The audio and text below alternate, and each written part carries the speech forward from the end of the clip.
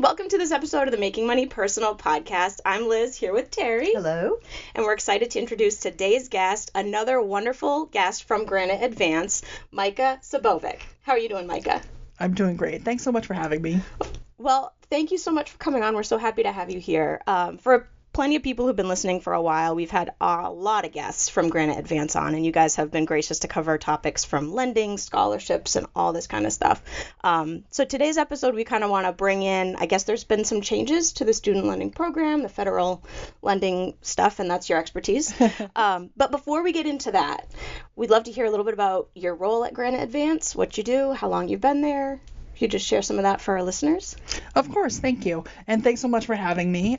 So excited to be here today and talk about all the different things that are going on in the loan and lending landscape. There's a lot.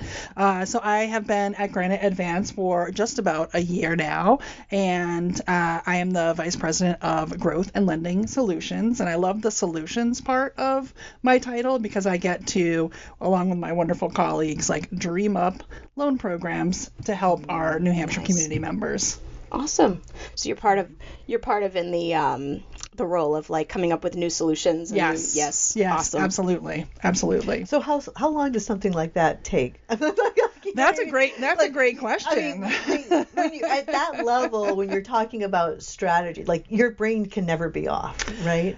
Thankfully, my brain doesn't really shut off ever. Yeah. It's always like got sparks here and there. Yeah. It does take a while to kick off a new loan program. There's a lot of pieces that we have to bring together. We want to make sure that whatever program we're creating is going to actually serve the community members that we're trying to create it for. So, we've done a lot of conversations with school partners. We've done a lot of conversations with, students and parents and different folks, within the community to make sure that whatever we're bringing forward is going to be an actual solution that helps people and gets them to where they want to be. Right. But timing-wise, we started on the new graduate loan that we've been working on, which launched last month. Very excited. I can talk about that a little bit more in a moment. But, essentially we started a webinar back in August of 2026 when all these 2025 when all of these changes were coming through with the one big beautiful bill then, and now what, 6 months later, 7 months later, 8 months later, here we are with a new loan program. So some take a while because we want to, again, make sure that we have everything in a row, and the landscape was continually changing. And some, we maybe don't take as long. So it depends, but we are very thoughtful about our loan programs, and that thoughtfulness does take time. Wow. So, Micha, you mentioned that that you want to serve like the community, and so how do you go about like getting information? You must have students or parents that are applying and they're asking for these programs, right? Like, how are you gathering that type of information? Yeah, that's a great question. So we have essentially two sides of the house of Granite Edvance. One side is our education and career pathways, and I know you've had some folks on from the education and career pathways team, and they're working with students and families all day long. So, we're a very collaborative bunch at Granite Edvance. They share that information with us. Our loan specialists also are chatting with families as they're coming in. And so we're getting a lot of anecdotal information that we're kind of putting into all of these different formulas that we're creating. And then I visit a lot, my colleagues visit a lot with our college and high school counselors, right? So financial aid counselors. And obviously we're getting aggregate concerns that they're hearing from families. What's happening with the Parent Plus loan? What's happening with the Graduate Plus loan? How am I going to be able to afford my education? Right. So we're trying to bring all those different stories together and try to find solutions that will work. Great. How many of these solutions, if you will, do you find you're working on at a time? You usually take it one at a time, or is it? I'm sure the team would like me to take them one at a time. But we had our national Parent Plus Loan equivalent launch in April, and then we had our Grad Plus Loan equivalent, which we're piloting to 10 schools in New Hampshire, 10 colleges in New Hampshire. We had that launch last month. So those were kind of running in parallel tracks. But as I said, we have a great team. We're working with finance, compliance. We're working with our comms team, working with the marketing team, working with customer experience, really kind of running the gamut of trying to get all of the different players together. And, thankfully, wonderful teammates. Everybody bands together, gets stuff done, because at the end of the day, we need to make sure that these loans are available when students need them, which is now. Right. Yeah. Right. So I'm going to look, Lizzie does a great job with our discussion questions. So I am literally going to go back and that was actually going to be my subsequent question to you anyway. But I am going to go back to this one of these.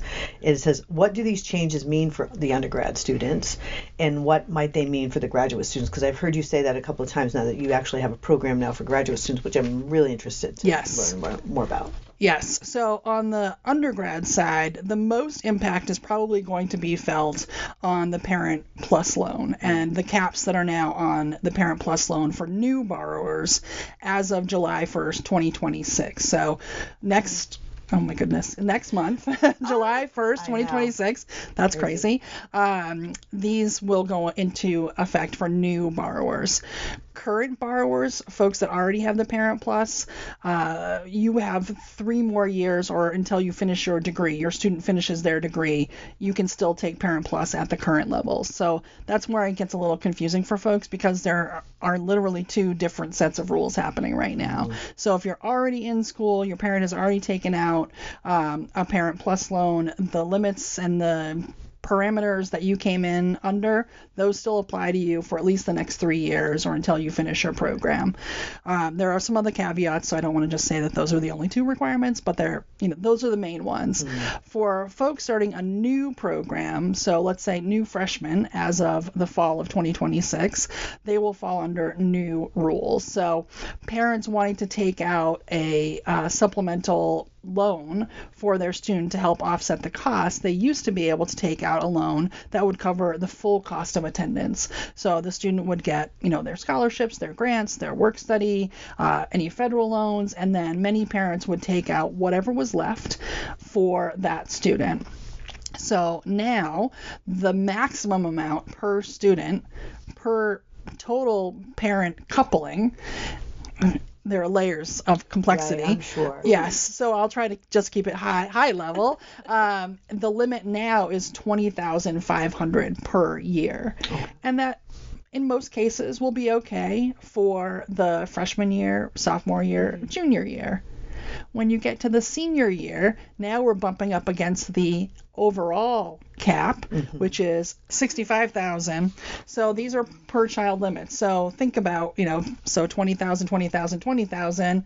Now you're bumping up against that. So we may find ourselves in a situation if someone is just relying on the current Parent Plus loan where they're bumping up against that maximum limit. Mm. So at that point, they probably will have to turn to private loans. Mm-hmm. So, we are now offering, in last fall, we launched the Granite Edvance parent loan. So we have that available now to all New Hampshire residents, which is fantastic. We do not have an origination fee. The federal government has an origination fee. We can get into, check what you need to check out in a moment. But, just looking at all of the different terms, it has some similarities to the federal loan. Obviously, as a private loan provider, we do have underwriting criteria that is different than the federal government, but it is a good option, and there are wonderful, potentially wonderful rates for our parent borrowers. So that could be a good option. So that's where the biggest impact is for undergraduate students. Mm-hmm. There are some other pieces as well, but really that's kind of the main headline on the undergrad side. On the graduate side, typically a student would be able to take out direct unsubsidized loan. So part one of the new wrinkle is that they can still take out unsubsidized loan at $20,500 per year. But now their maximum cap on that, if they're starting as a new graduate student in the after July 1st, would be $100,000. So that applies to all programs that are not designated professional programs, which again is another wrinkle. And maybe you've heard some things in the news because nursing is not designated as a professional program. There are some pending lawsuits on that. But the ones that are designated, there are about 10 designated as professional programs. The limit is not $20,500. The limit is $50,000, wow. And the maximum you can take out for that is $200,000. So there are differing rules for different degree programs. The professional programs are typically medical, dental type programs. There are some other programs within that too that have been deemed professional. So really it's just you need to look at what your degree is, what you're doing, and how these different federal loan new limits would apply to you.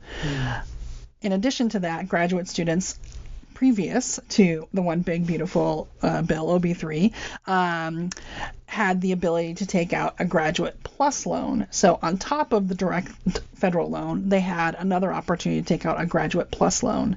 That loan, as of July 1st, 2026, is being eliminated altogether. Oh, wow. So that loan program will no longer exist unless you were already enrolled in a graduate program, much like on the undergrad side with a Parent Plus. If you're a new graduate student as of July 1st, that program is no longer available to you. Now, graduate students in going to New Hampshire schools last year had about $55 million that they took out in graduate plus loans. So obviously that's a pretty large chunk of change. Yeah. So we are working with 10 New Hampshire schools that offer graduate programs that comprise that $55 million, and we have a pilot program set up where we have something that's similar, a little different, but similar to the graduate plus loan. We do have some underwriting criteria, but again, we're putting this out there to help New Hampshire students, New Hampshire folks that may want to pursue a grad program and think that they may have lost their opportunity because some of the federal funding changes. Letting people know that there still is a pathway for education and a pathway for careers, which is really what Granite Edvance is all about. Right. Yeah, you're like filling in that gap. Right. Exactly. Yeah. Exactly. And just to mention on the parent side, just to give a stat there as well, the parent side for New Hampshire colleges and universities last year, it was $65 million in Parent Plus that was utilized. So again, these are fairly large numbers for a small state. Right. But an educated state. But an educated state, right? Absolutely. Yeah. So, these are definitely things that we want to make sure that we're contributing positively to and trying to find a solution for. And we think, with these programs that we have an in-school program. So if you are, this is separate, we already had all of these in-school programs, undergrad, grad, go for it. We have loan programs there. We have the parent programs. And then we have this new graduate loan program that we're piloting. And then we also have refinance opportunities as well. So, if your maybe 10 loans that you've taken out during your school time has gotten to be overwhelming, come see us. We can help you out with that too. Nice. Awesome. Micha, what do you think and how does this work? I don't know if Granite Edvance has a specific program for this, but just in terms of undergrad, grad, the 5-year programs that a lot of the schools are offering now. Yeah. Do you feel like that is a cost savings for a lot of, kids that, getting their 4-year degree and then going right into a master's program? Yeah, I think it depends on the program and the person. Cost savings wise, if you can condense any of your schooling, I always recommend try to take any AP courses. There may be online courses that you can take to knock out some of those general education requirements. Maybe attend a community college for a semester or two or over the summer. Knock out some of those requirements, so you might be able to save yourself some funds in the longer term. But I think if you can combine, do the 4+1 type of degree, and that is what you want to do, right. That's the career pathway you want to take, then I certainly think there's a time savings, right? So that could equate to funds later on as well. So I think overall, yes, there could be a cost savings there, and depending on the school, they might have some incentives for folks to stay for that 5th year because they want to kind of pump up those program numbers.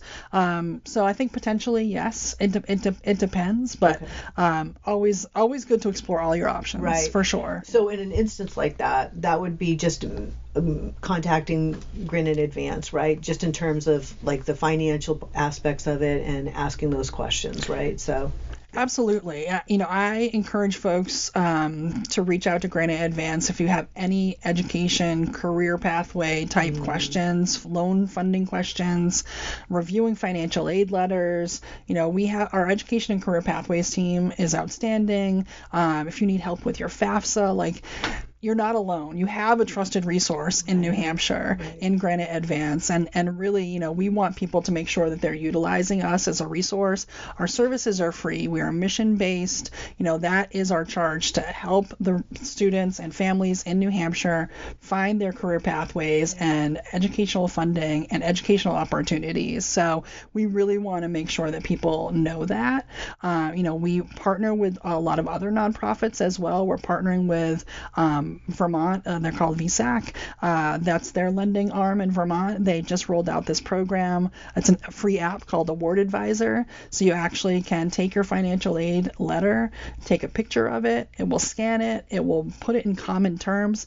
Financial aid award letters, which I'm sure we'll get into in a moment, can often be confusing. The terminology is not the same across all award letters. Sometimes the cost of attendance, the total cost, all in, books, transportation, housing, is not even included because they don't want to scare you away. Right. So this app will actually scan it, put it in common terms, let you know what's what. Work study, that's something you earn. That's not actually, no one's giving you that money. That's something you earn. It will kind of explain those things as well, and really kind of give you the picture of what's left. And then for us on the lending side, it's really great because it will show you what's left over, and then you can click through to figure out how what loan opportunities are there available. It only lists nonprofit lenders. So Granite Edvance is a nonprofit lender. Any revenues that we're generating is going back into Granite Edvance so we can continue to serve the students and families of New Hampshire. Nice. Well, that's why we have you guys on so much, because we're this is such a resource. We want people to know about it. I mean, student lending is huge. It's massive, and college funding and education funding is such a big part of people's lives. Yes. So that's why we have you guys on, because we're as much as we can get the word out, for you guys. I appreciate it. And it's confusing. I am saying these stats and I know this information, but it does get confusing and it does get overwhelming. And I think, you can use the internet, you can use all sorts of things to do research. But you have to check your sources. You have to check where your AI generated information is coming from, right? Right. And I think that's really the point I want to drive home today, is that Granite Edvance is that trusted resource. So, you can do your internet searches, you can do all of your own research, but bring it to us. Yeah. We can help you sort through it. You're not in this alone. Right. And we have a lot of different resources and programs available that can be helpful. Yeah. And I can imagine with these changes, coming down the pike, for anyone who's new or unfamiliar with this territory, to find out that these caps have been adjusted and all. I mean, that's probably enough to just want to go crazy. So yeah, I was reviewing the different caps just before I came in here, because it is a lot, and there are lots of different pieces that have been impacted beyond the caps, beyond loans, and I was just trying to get it straight in my mind once again. And I live and breathe this every day. So I can only imagine a family that is just starting their, college search journey. And, a lot of students are looking at multiple colleges. So not only are you trying to sort through your own information, you're trying to sort through the information of 10, 15 different colleges, and they're all presenting it differently. So I think, again, coming to someone that it can help you really kind of sift through all of that noise, for lack of a better word, and know that really at the end of the day they want your best interest to come shining through. Really, that's the important thing. Awesome. Well, thank you again. That's why we have you here. So anyone who's intrigued or confused, call them. Please, yes. At this point, we'll take our quick break and hear a word from our sponsor, and then we'll be back. Your road to lower rates starts at Triangle Credit Union. For a limited time, enjoy a special offer rate as low as 4.69% APR on new, used, and refinanced vehicles. Whether you're upgrading, refinancing, or finally grabbing that dream car, you'll save big with a lower rate and lower monthly payment, no matter what you choose to drive home. Apply today at trianglecu.org or call 603-889-2470. Welcome back, everybody. We're here with Micha from Granite Edvance. And Micha, we just kind of want to go into this next segment and talk about what students should keep in mind when they're prepping for these changes to student lending programs, but also for their overall college plan, if you will. Yeah, I mean, as I mentioned, this can be a very overwhelming and stressful time for a lot of students and families. So I think remembering to breathe, number one, is always the best advice I have. We will get through it together. And, making sure that you're taking advantage of all the different things that are out there. So, it could start as early as when the potential student is born, right? You're setting up that 529 account for savings for educational purposes. It could start as early as then. We certainly encourage folks to start a 529 or some sort of savings.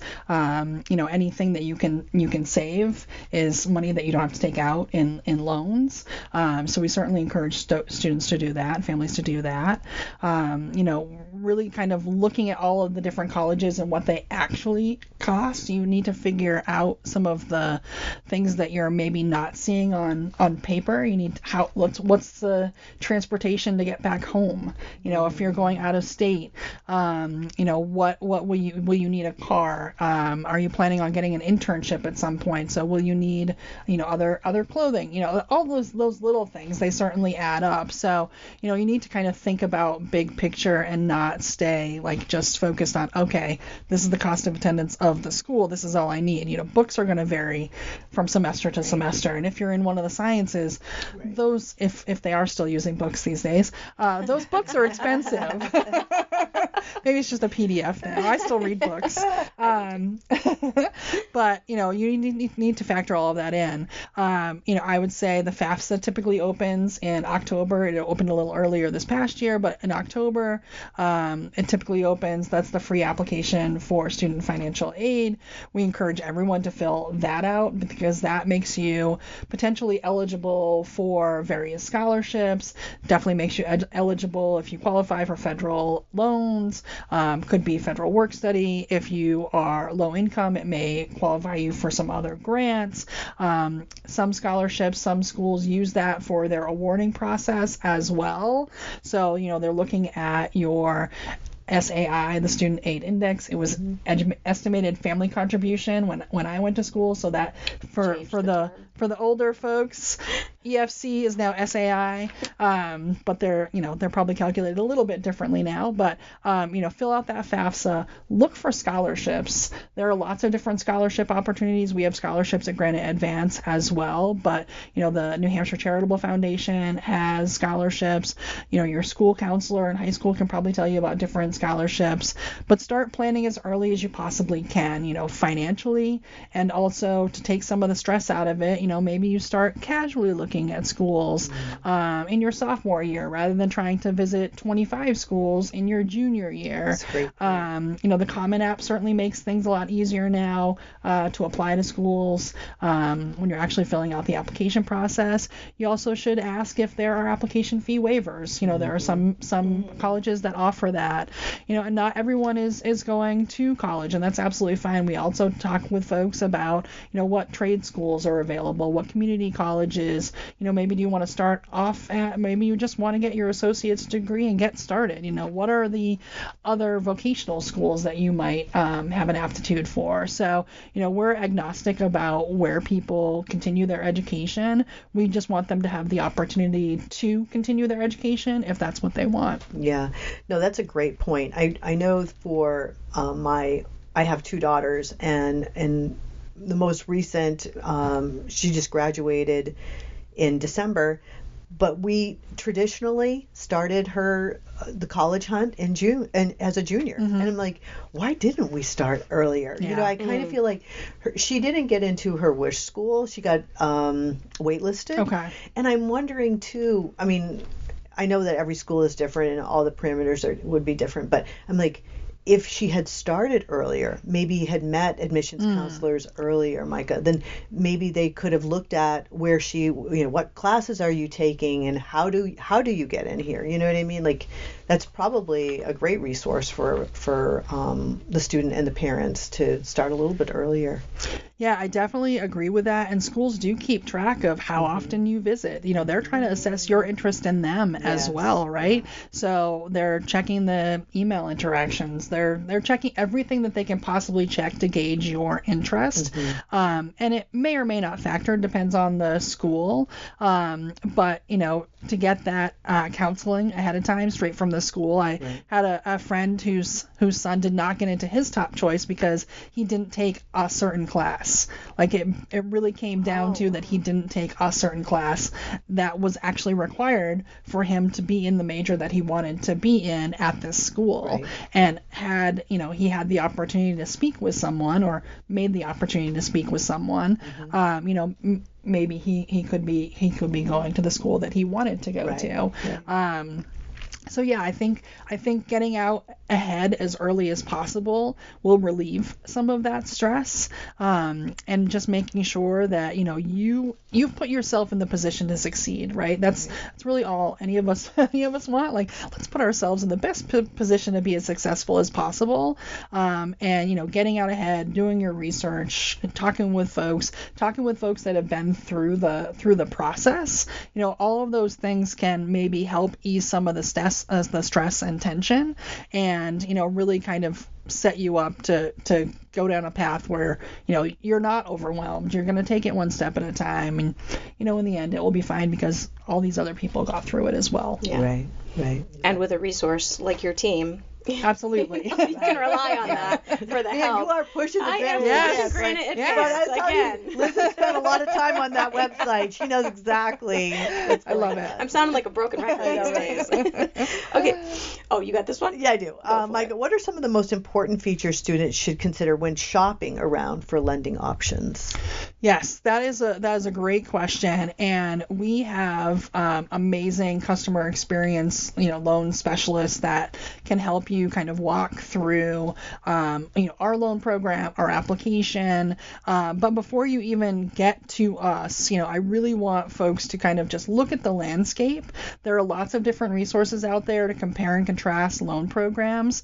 There are for-profit lenders and there are nonprofit lenders. The nonprofit lenders, like Granite Edvance, tend to have a much smaller rate range. So, let's say that our rate range is from 3.49 to, 10. Right, so that's our range. That's not our current range. I'm just making up numbers right now, but it's a smaller range. The for-profit lenders tend to have a much larger range. So you may see a rate that says 2.89, so rates as low as 2.89, but their rates sometimes go up to 16, 17%. So that's a much larger range. So to start off, I would just look at the ranges and say, okay, where might I fall? Because a lot of lenders are looking at underwriting criteria, much like a mortgage or a car loan. There are certain checks that you have to pass. So a lot of most lenders are looking at FICO scores. So I would encourage folks to pull their credit transcript, pull their credit history, from one of the three bureaus, Equifax, TransUnion, Experian. Thank you so much. I'm like, I know it's another E1. We are from the finance world. I love it. So pull one of those and just kind of make sure that things are accurate. See what your current credit score is, and then start researching, like, okay, my FICO is this, and kind of see what rates you start to get. I would do that exercise and then walk away for a little bit. You don't have to apply right away. And then make sure that you're looking at nonprofit lenders. So Granite Edvance lends nationally, so we can help folks on a national basis. Obviously, our focus is New Hampshire students and families, but we do lend on a national basis. There are other nonprofits that also lend on a national basis. So I would suggest that folks look at efc.org. They are the resource that is basically the trade association for nonprofit lenders. And so they list, so say you're going to school in Pennsylvania, they'll have Pennsylvania's nonprofit on there as well. Nice. So there are, I believe, 29 other nonprofit lenders across the U.S. Not all of them lend nationally, but some of them do. So I would check out all the nonprofit lenders to see what is actually, best for you in your circumstance. And if at the end of the day it's Granite Edvance, great. If it's not, what I want is for you really to have done that research and make sure that you're getting the best situation for your circumstance. And the added bonus for Granite Edvance, any interest that accrues, all of those payments that you're making in the end, either in school or once school is over, that's being reinvested into the New Hampshire community as well. Right. It's another plus. Good point. Yeah. Yeah, for sure. We've got to support our state. Yes, absolutely. How important would you say it is for students to keep in mind the ROI of their college funding in, terms of how the degree they're pursuing, if you will? Yeah, the return on investment should really be top of mind when you're doing your research. It may not be the top of mind when you start your research, but as you're completing your research on various schools, various programs, you really do want to think about the program ROI. Like, before you are making this huge investment of your time, effort, energy, you want to really make sure that the program you're selecting is something that you're passionate about, yes, something that you're excited about, but also someday eventually can let you live the life that you want to live, right? So we have some great resources. We have calculators on our website. We have this tool that's in a lot of New Hampshire high schools called Xello, Xello. It can help you kind of calculate some of those ROI parameters. So certainly, that's a resource. Look at College Scorecard.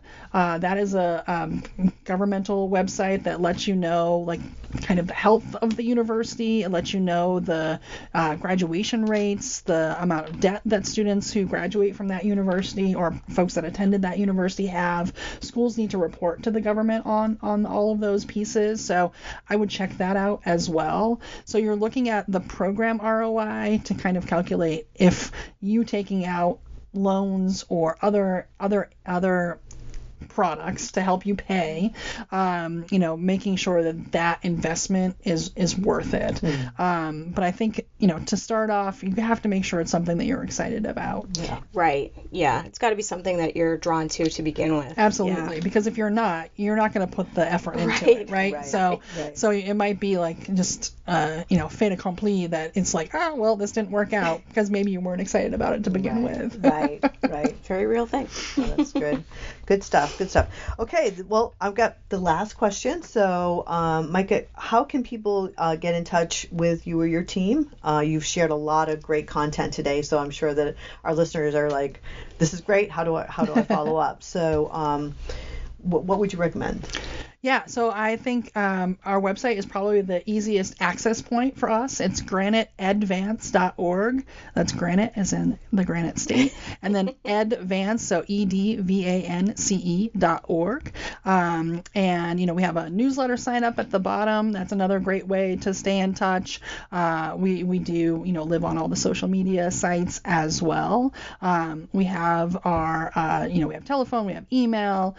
We are offering a in-person Granite Edvance after hours session. This is our first attempt at doing this on July 9th from 5:30 p.m. to 7:30 p.m. We'll be opening the doors of Granite Edvance. We'll be having one-on-one appointments. We know some folks can't make it during typical business hours, so we wanted to make sure that again during this busy time that we're accessible.